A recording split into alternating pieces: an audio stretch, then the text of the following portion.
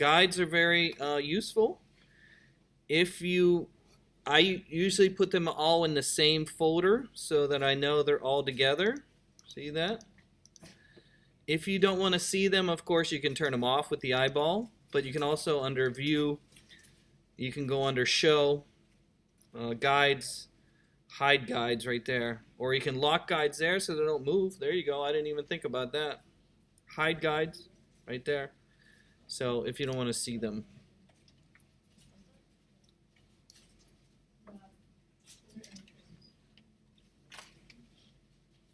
Okay, so let's bring in some of my artwork, and then we'll do the first things first is put in some of the photos of the artist, and then we will bring in some colors of text and wrap right away.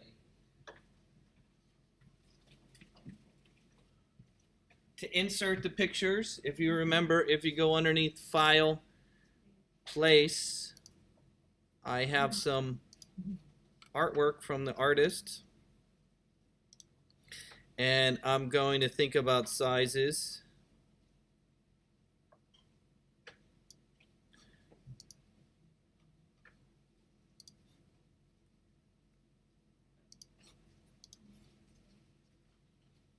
And I'm going to randomly put them in here. And then we'll move them around. Remember, you need to draw something in the artist style. And I don't really do that in the lesson here, but you should remember that you should draw something in the artist style.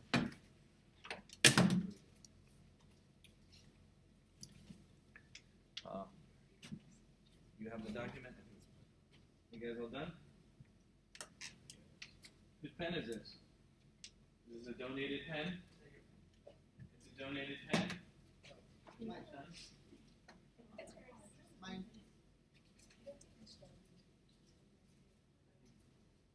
It's mine. Oh, okay. Let her use it and we'll move on. So, I just wasn't made sure you signed up for it. When you first originally signed up. Whatever. Your name might be on the second page.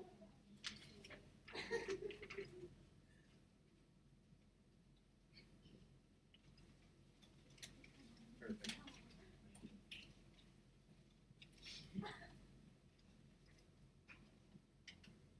Okay.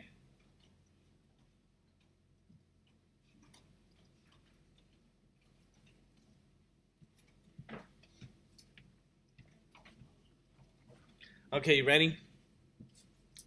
So I need to start making some decisions, and the decision I need to make is, of course, how many columns of text if I'm going to have columns of text. I tend to use 2 columns usually in something like this. One thing to keep in mind is that when people are reading, a very long line of text is hard for the user to get back to another place. That's why if you look at a newspaper or a magazine, they use columns of text. Because your eye is going across, going across, going across. When it gets to the end here, it has to go back to the beginning to try and find the next line, right? And if it's a really long line, it's really hard. And I'm sure you've probably seen that in your brain before, right? Hopefully you've seen that in your brain before. So usually this is already 11 inches across. That's pretty long. So what I'm going to do is 2 columns of text. So the first thing I'm going to do is I'm going to put a guideline. I'm going to put a line right in the middle so I know where the center point is. So I'm going to put my cursor in the ruler. Do you remember to make guidelines? I'm going to put my cursor. Let me move this out of the way. And of course this is 11 inches across, so what would half of 11 be? Half of 11, 5. 5 and 5 is what? 10. So what 5.5 by 5.5 is what? 11. So there it is, perfect in the center. Then what I want to do is I want to have a 1/2 inch or a 1/4 inch gutter in the middle. What is a gutter? There's a term. I don't have a pen. A gutter. Put your any artwork text because you won't see it because you don't either get locked off by a paper cutter or bound. I learned something in your book. There you go. Good. So in this case, you have my columns of text, right? They're going across, and then I have a column of text. So I have a space in the middle there where we don't don't want to put stuff. Okay, so that is called the gutter. So this will be the line, and of course it's like the gutter in your house, right? And you have a gutter down the side of your house, and that's where the water flows, right? Okay. So I want to have maybe, let's say, we have a half-inch gutter and then a half-inch gutter on the edge. So I know this is the edge of the print, so no, that's quarter-inch. Do I want my text to go all the way to the edge of the text, or do I want that? Maybe it's where it's two uses. Maybe I have the text start here. You have a nice half-inch all the way around. And you just got to make some decisions. And the reason why we put guidelines on there is so that when we start putting the text on, it'll snap to the edge of the gutter. Yes? Notice that there's a typo on the year, about 1964 to 1901. I don't know if you noticed that. Oh. Okay, that's all right. Maybe he was Andy Warhol backwards in reverse. It's okay. We can always fix. Here. There we go. Thank you. Okay, so again, let me put some guidelines out. I'm going to put more guidelines. In fact, maybe I will, I'm going to hide these ones over here. And I'm going to make a new guideline folder. This is for text guide. Oops, come on. Text guide lines. And let's put them in there. So text guidelines. So I'm going to put another one out. That's probably, yeah, let's do half-inch. I'm going to do half-inch. So that's a half-inch here. Let's go half-inch on the edge over here. And then a half-inch on the edge over here.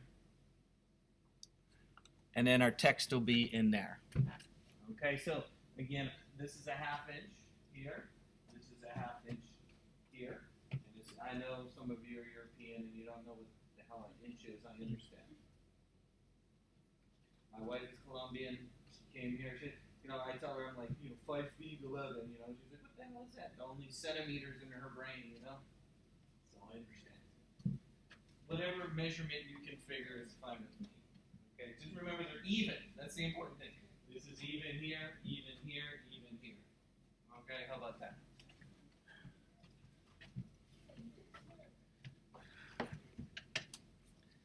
Okay, I'm going to randomly move these pictures around a little bit. Randomly move them around a little bit if I can here. Why am I getting a...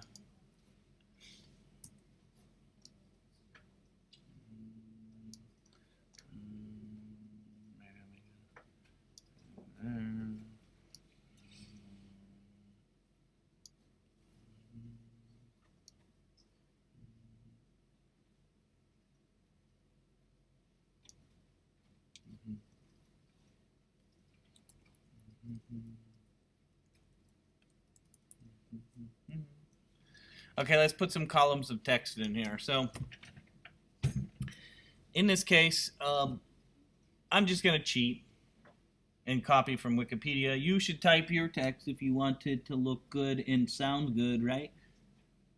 Right? Because you want somebody to read this to understand about the artist, so you might want to write your text the way that you want it to be written and not have somebody else do it. But for, this is like the cooking show. I have part of it done already for me from the Wikipedia.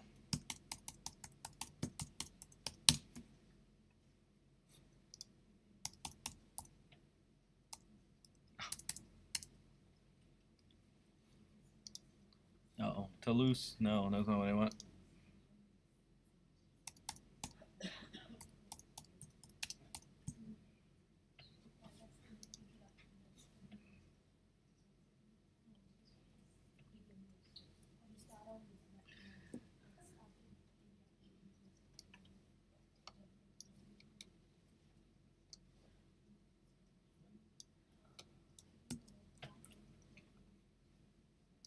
Okay, so before I paste the text into here, I'm going to make columns of text. To make a column of text, I'm going to use the text tool right here. I might choose what font and stuff like that ahead of time. So since this is going to be kind of a poster size, right? It's 11 by 17. I'm going to choose a little bit larger font than 12 point. 12 point is pretty small for kind of a poster size. I might go to 14 or even 16. Try not to do 18 and things like that. Anything above this is going to be pretty large.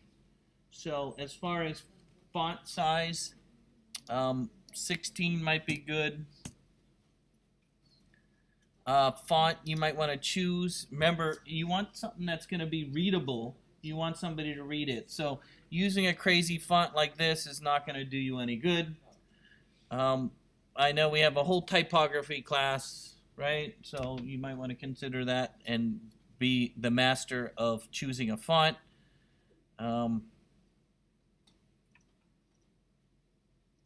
going to go with the San Francisco. Can you imagine? San Francisco. Just because it's there. If you've never seen the San Francisco font before, the San Francisco font is the one for the iPhone. It's the Apple iOS font. It's the one. It's the default font for your iOS. Okay, and it's the font you want to use if you're going to make an app because it's adjustable, dynamic is what they call it. I'm going to try it just to try it. I don't know. And not ultra light though. I want to do. How about we try regular first? Okay, so I choose maybe some characteristics for my font here. I might even make this a little bit bigger. 19 is pretty big. I'm going to draw a box. Down it. Notice how it kind of snaps. Snaps to the edge of my guides. I'm going to release my mouse. And I'm going to paste my text from Wikipedia by hitting Command V. Okay, so I have some text. I'm going to clean this up a little bit. Get rid of some of the stuff here, and then clean it up. I'm going to get some more text.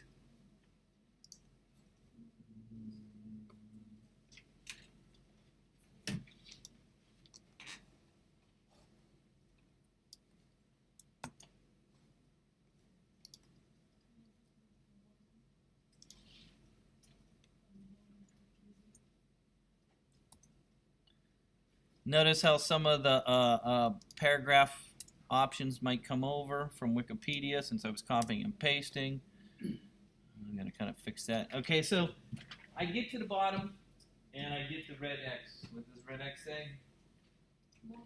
More text than is needed. So in order to make the second column of text, all I need to do is click on the red X at the bottom. Click on the red X at the bottom.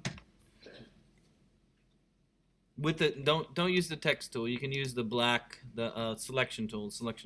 Click on the red X.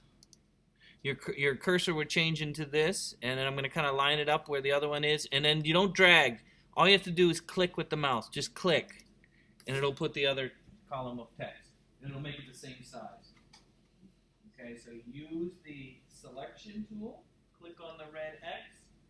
Go to where your new column will be. And I should have put a guideline across there. That would have been good at the top of that. And then it'll make it the same width automatically for you.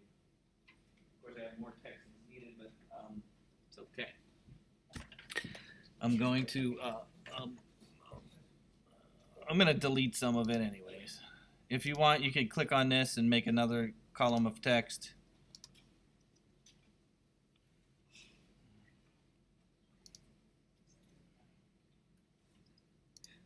And I'm just going to delete all this. Okay. And then I get rid of this whole thing.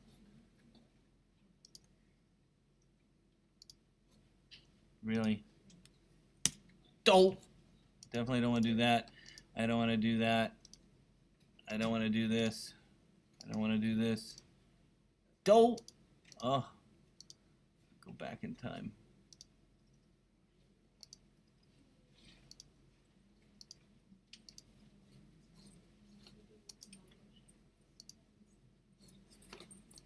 Oh, I didn't want to do that. Okay, I just want to remove some of this text.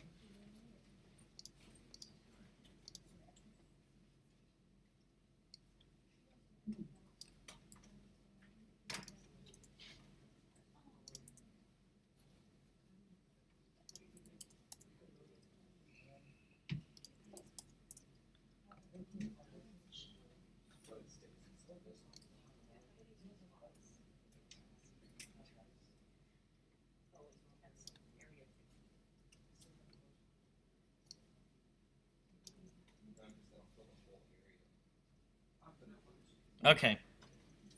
That's pretty good. Okay, let's talk about wrapping the text around an object.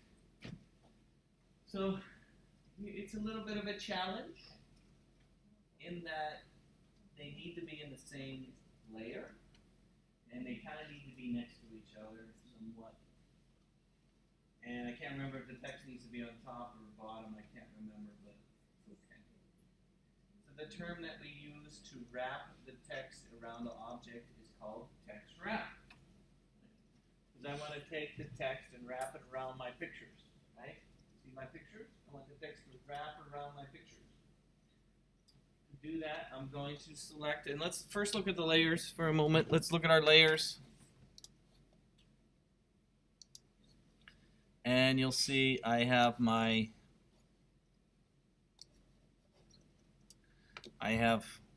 one column of text, two columns of text.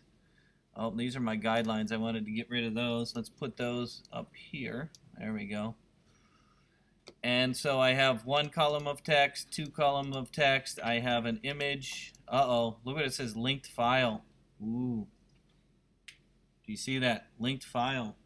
Ooh. Why do I say ooh? What's the problem with the linked file?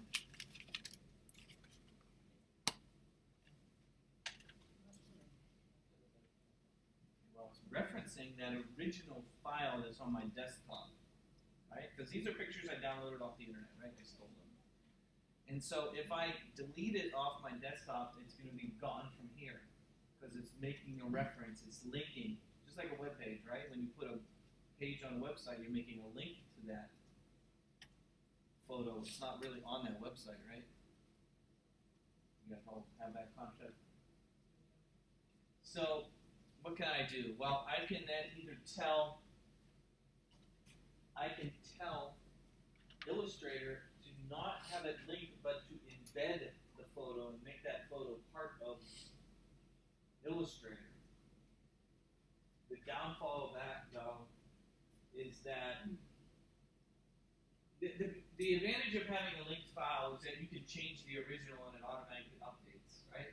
Let's say you want to change the colors of this, I can then go to Photoshop, make the changes, save the file, and boom, it's automatically updated here.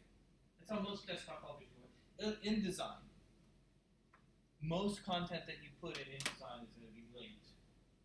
And the reason why is so that you can make adjustments to the original content and have it cascade through. Almost like cascading style sheets, right? You guys learn cascading style sheets? It's kind of the same concept. But there's a link file that I can adjust. But in this case, I just want to embed it so I don't have to worry about it. The most common problem that people have with this assignment is that they import their photos and it then they remove them and it gets a mess. So how do I get rid of the linked option? There is a link pop-up window, of course, just like the rest of the pop-up windows. If you go under Window, there's one that says Linked, Links. Inside the Links folder, you'll see my pictures. If you click on a picture, in the upper corner, up here in the upper corner, there is one that says Embed Image. Do you see that? It's Embed Image. It'll help you. If you have a linked file, it will then become part of my Illustrator file. Notice how the icon changes right here. Now it's part of the Illustrator. It's not the original. I can do that with each of them. I can select them all, say embed image, and it embeds them all. Another downfall of embedded images, it makes your Illustrator file larger because you just took a bitmap image and made it part of Illustrator, so your Illustrator file is bigger.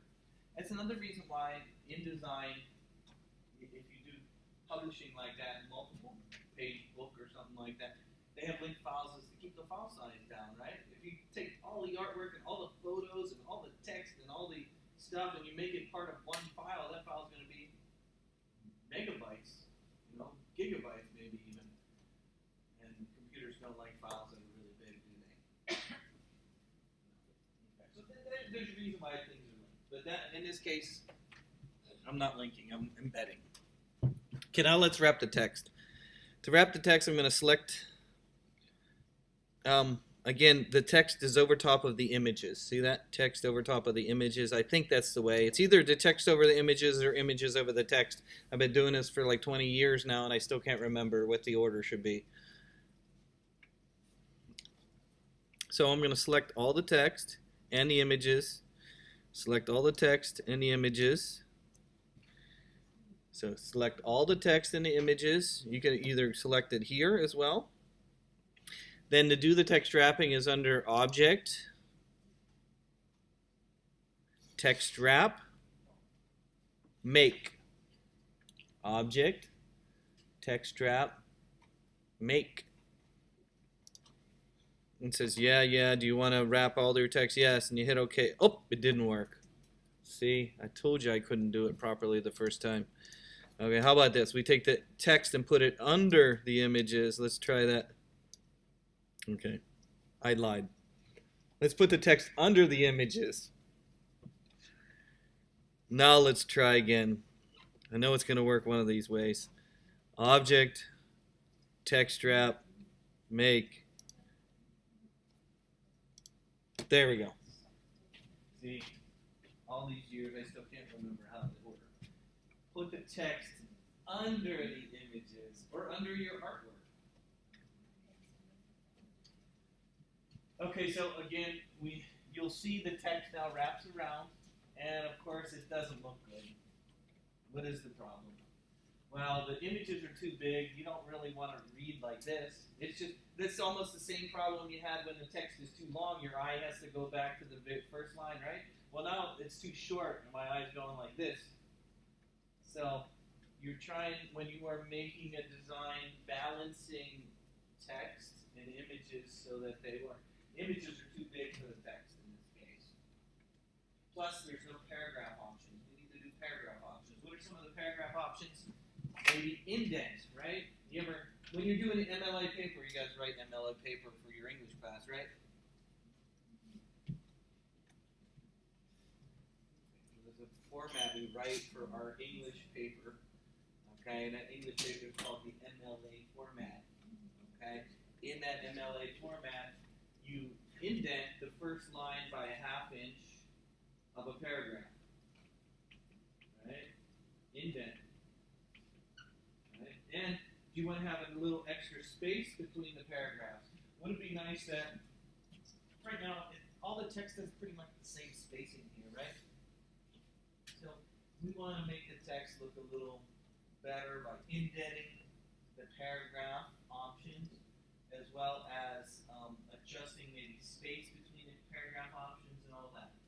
Now, don't try and, I mean, we're doing Illustrator here, and so it's kind of one document. But if I am doing something, let's say in InDesign, and it's, let's say, multiple pages, maybe it's, you know, a 20-page article you're writing. You need to do things universally so that as you add pages, things adjust, right? And so don't just go, oh, hit the tab key to indent the paragraph. Don't hit the tab key to indent. You go to the paragraph option and you tell Illustrator to indent the first line of the paragraph. Okay, so don't try and do things by hand by using the keyboard. You tell the program to do it for you.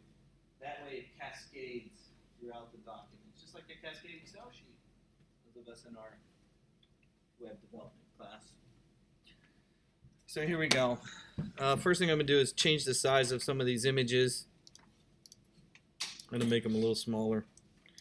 That's a little better. This one's even a little big, but I'm going to make that, keep that one a little bigger. This one's a little too big. Look, there's only one line of text here. Whoosh. I'm going to make that smaller. And then this one, it's not too bad. I may make it a little smaller. And I might drag it up just a little bit there. Okay. And then I still have too much text here. I'll delete some of this. There we go. And then let me move some of this around a little bit.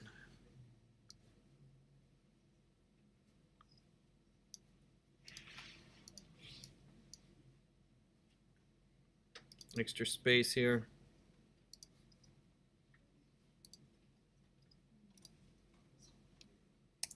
There we go. And then don't have one line up here like this. There we go, something like that. Okay, does this look better? Making the pictures a little smaller, a little bit more text there, right? Okay, let's format our paragraphs. To format your paragraphs, there is a paragraph pop-up window. There is a paragraph pop-up window. And it's underneath, of course, window, text, type, paragraph. Here it is, the famous paragraph pop-up window. So let's talk about some of the options that we have in there. We look at them, you'll notice, of course, hyphenation, we looked at that last class. Remember hyphenation, turning that on and off? But you'll notice right here, look, indent the first line of a paragraph is right here. Right? And then how is the, right? Did we talk about all the formats, I think? Here, let's do that. Let's talk about the terms. There's so many terms in typography. It's amazing. Okay? It's amazing all the terms that we have. So let's talk about some of the terms. First, we have the line that the text is on. It's called what? It was in the typography class. What's the line that our text rests on? Baseline, right? Baseline, baseline. Okay, if I have text that's not on the baseline, and then let's say it's a ½ inch like that, and you want it above, that would be baseline shift. Okay, let's talk about the options at the top up there. The ones way up there, these three. Okay, so if the text is aligned to the left, but it's altering, that's aligned to the left, but not all the same on the right. What's that called? All lined up on the left, but kind of over here, like that. Left align, ragged right. Left align, ragged right. If the text is aligned on the left, and it's kind of like this, of course it's right aligned, ragged left. And if the text is even all the way across, it's called justified. Okay, so those are the first options underneath the paragraph up there. See the paragraph option? First line, align left, ragged right. Second one, align right, ragged, no, align right, ragged left. Oh no, center align, I'm sorry. Second one, center align, everything's centered. Don't do that. Really hard to read, you know, if somebody's trying to go across and read, boy, if it's ragged on the left side, I guess other cultures do read that way, I know they do, I'm sorry, but here in Estados Unidos, these are general terms here. This third one is align right, ragged left, and then the one all the way to the end is justified. Now these ones in the middle here, they're justified, but the last line is how the last line will show up. Because usually if you're doing justified, you don't want the last line to be justified, because you don't want the text spread all the way out, because it's not long enough. Do you see that? Same with that, and same with that one. Okay, so think about those. Let's try some of these, and you'll see how the text changes. So I'm going to select my text. And then, again, here's center line. That's not very good. It's hard to read. Why? Because it's not lined up over here. And look at the middle of the line here. This is not good. This is kind of hard to read. Again, this is justified, but the last line is there. But you can see justified messes things up in here. And then justified center, justified there, and justified all. And you see the last line in a paragraph's kind of messed up. So I tend, of course, this is the most common right there. Again, you might want to turn hyphenation off if you don't like that, but there's some long words in there, so I might leave it on. This is the indent of the first paragraph. Now I know it's in points and not in inches. This is not the MLA formatting. Tend to use the indent to be even with the font size, okay, with the font size. So the indent, okay, so What number do I put in here? Try and make it even with the font size. See how I put 16 in here? And I have 16 here? It kind of balances. It's not too far in. It looks somewhat decent. You can see here. See it here. You can see it even there. And even here. 16 indent.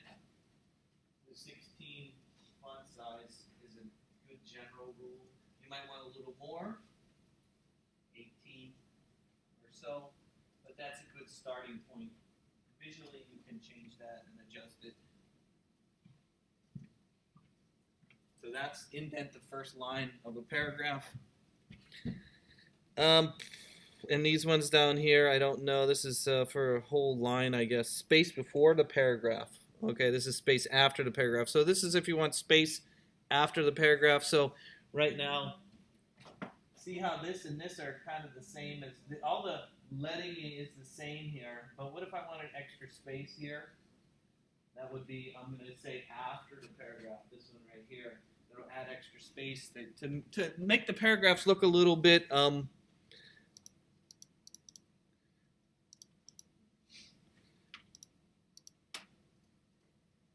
about like that? A little bit extra space between these paragraphs. So it kind of lumps the paragraph together. You know what I mean? Okay, so that looks nice. Now, details are going to be important. You'll notice there's a lot of space under here and a lot of space above here. So you might need to move your images around so that the text will wrap nicely. That's the term, nicely.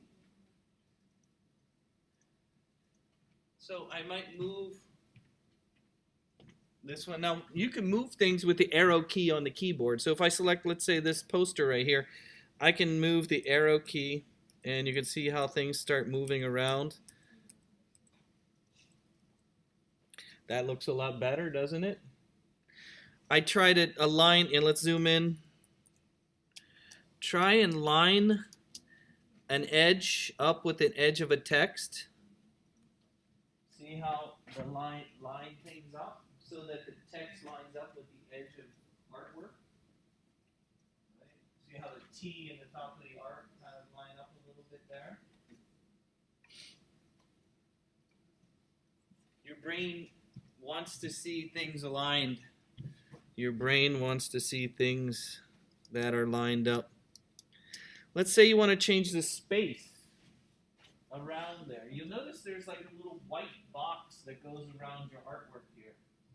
And the reason why there's a white box is what it's doing is it's saying, hey, where's the edge of the text? You can adjust the space around an object like this by going under the same text wrap window. So if you want to adjust the space around the text here, it's underneath the same text wrap option right there where it says text wrap options. The same spot where you told it to make the text wrap. And inside there you'll see this is the space around. So if I make this bigger, you see the white, oh, you gotta hit preview. See how it makes this space bigger here? So you can adjust the space around the wrapping, and you can see it if you want it smaller, right? Bigger, smaller, bigger, smaller, bigger, smaller. So you can adjust the space around. That looks a little better. That looks a little better. Oh, this doesn't look good up here. The word painting comes from where? All the way down at the other paragraph down here. See this down here? Okay, but I'm going to adjust this picture anyways. And so I might move this up anyways. And move it over. And then maybe I'll adjust the space around the outside. I don't know how am I gonna get this word painting. This word painting's all by itself here. This is not good. I would need to probably maybe adjust this down here, make this a little bigger. There we go. How about that? Cheating there. Made it a little bigger than the other one. But hey, oh, and then down here all by itself, that's not good either. I don't know. You might have to move things around to make that. But does it look better than we did when I first put the text wrap on, right? So every little adjustment counts.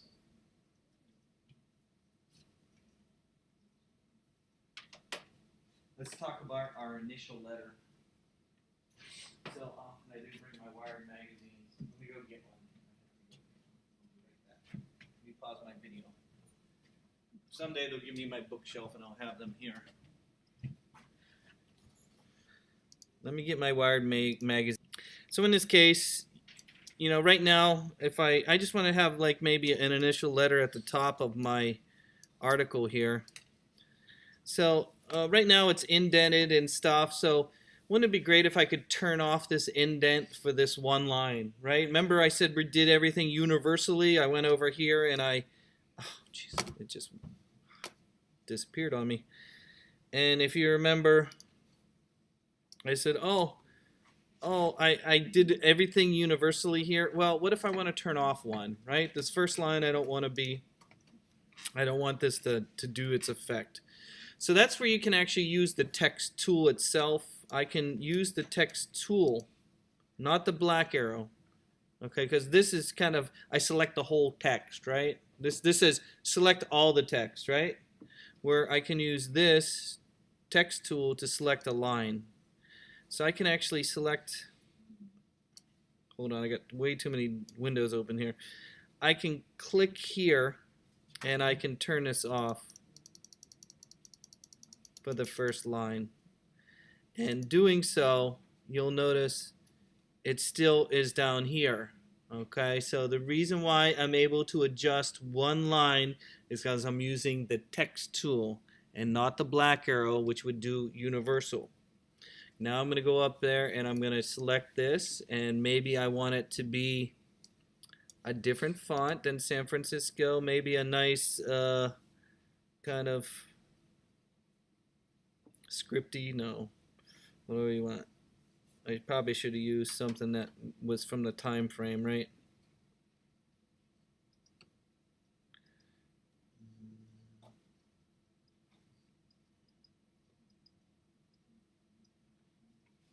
How about we use this crazy font? And then, I want it to be really big. And then I want it to be red. And, maybe it's the same color as this up there. Can I suck up this color? Yeah, look at that. Sucked up the color. Make relationships between the artwork, right? Maybe I want to have a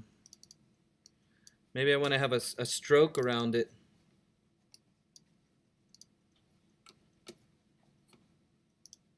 Ooh, that looks pretty crappy, but hey, you're just getting the idea. You can adjust the font the way you want it. Maybe not that. Ooh, how about we put a nice yellow stroke around it? Ooh, that is really ugly. How about we have no stroke at all? There we go. And then, I don't know. That's okay. But what's the problem that we see already? Well, the first problem is when I make a big text up there. Look what it did to my line spacing there, right? It messed up my line spacing.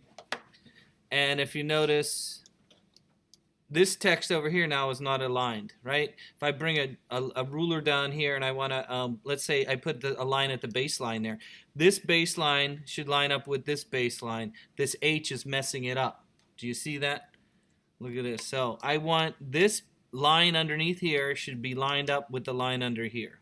What can I do? Well, I can move this up, I guess. That's one way of going around it. How about we do this? Okay, well, we could do that, but notice how it cascaded, it changed some things around. Oh, my word paintings came back up here again, which I didn't want. You know, so now I'm starting to mess things up a little bit more. Oh, maybe we have to. So this is, we can cheat a little bit and maybe bring that down a little bit. Okay, well, that looks better. So you might need to adjust that. Another way might be to use the baseline shift. Remember, we kind of talked about that with the half line. So instead of doing that, let's go back to the way it was, where the top of, so it was something like that, right? Remember that? So maybe what I could do is select this text. If I can select it. Really? Perspective grid came on.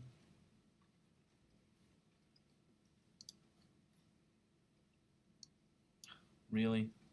There we go. And you'll notice we have this shifting option here in the character window.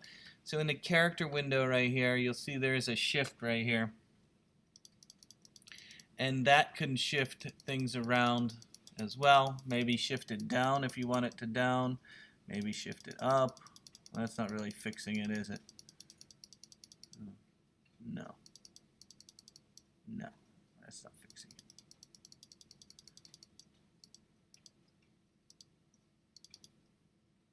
How about we move the whole thing? There we go. There we go. How about that? Who says goal? Goal? No? How about the Sharks last night? Goal? Something like that. It was a good game. I didn't watch it back here.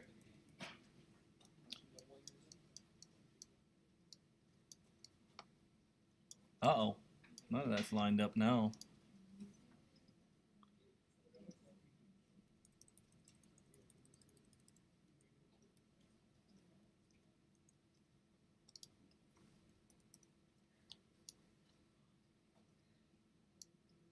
Okay, so make sure things are aligned.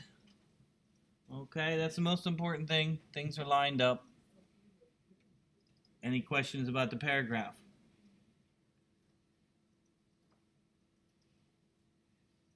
Okay, let's do the text wrapping around a oddball shape. I'm going to do it in a different document.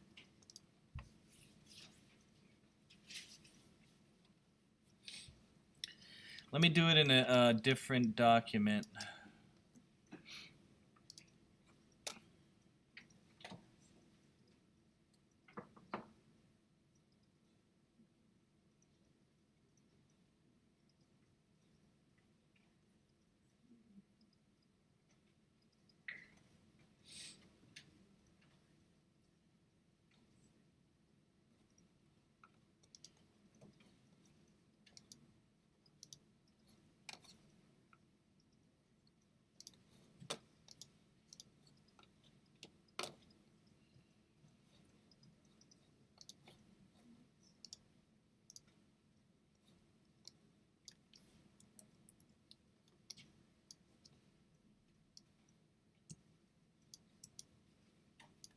And I'm going to flip this around.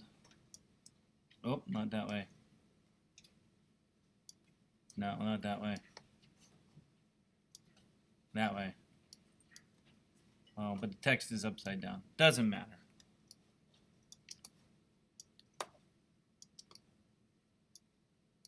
Okay, here we go. So, wonderful poster, but wouldn't it be nice if the text wrapped around the shape? Right? The shape of the character and not the square. Okay, so a common issue that you're going to run into is everything kind of is square, especially if it's a photo or a bitmap in this case. So in order to wrap the text, I might again cheat by making a fake object and then wrap the text around that fake object. So in this case, let me get some text. So let me copy some text.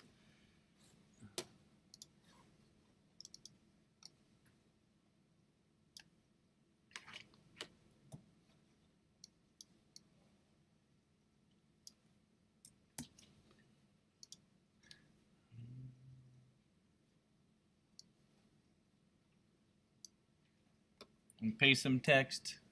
Okay, let me make it a little bigger.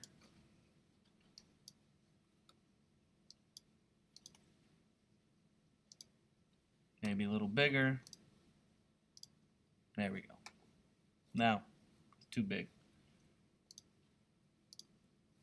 Okay, something like that.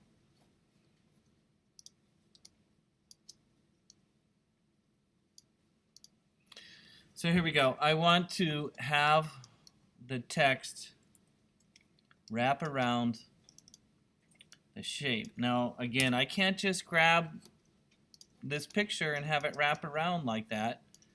It's not going to work. So if I want text to wrap around something like this, what I would do is just make myself an object that kind of follows the shape. It doesn't have to be, you know, perfect. Just making a shape that kind of follows it.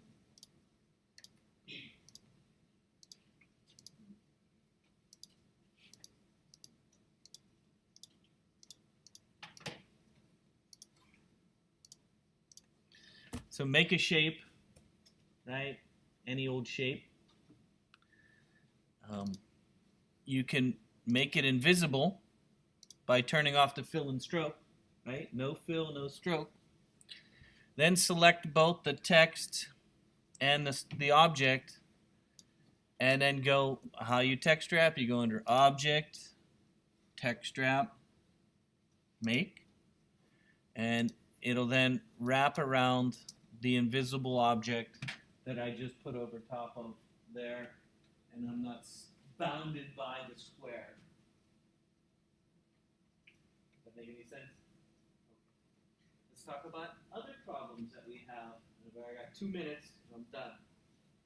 I know, we're almost done. Another text wrapping problem that you run into is if you wrap text that is kind of in an oddball shape, but then it let me make an object. Let me put some text on here first. Here's some text. Make it a little bigger. There we go. So let's say I have an object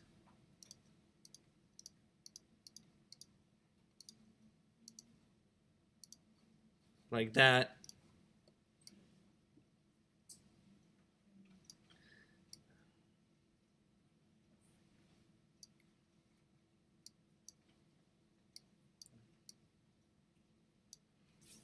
Here's the problem you run into is if you wrap the text around something like this, you get the text on this side, right? Okay, so if you're going to do something like this, do the same thing I just did. Make an invisible box over top so that the text doesn't go from this side to this side to this side to this side. I see this happen a lot when people are doing text wrapping. They have it wrap and then you end up with these single kind of lines of text like that, and it's hard to read, it's impossible. I would do similar to what I just did and use an invisible box. If you're going to have a weird shape like this and the text isn't wrapping right, make an invisible box over your shape and do what I just did with the portrait, right? Or with the person. Okay, so I'll try to avoid things like this. This is a common problem with text wrapping around a weird shape. Okay, I can finish next week. So what was due today? Anything was due today? Okay, your mission patch. Okay. Anybody want to show their mission patch?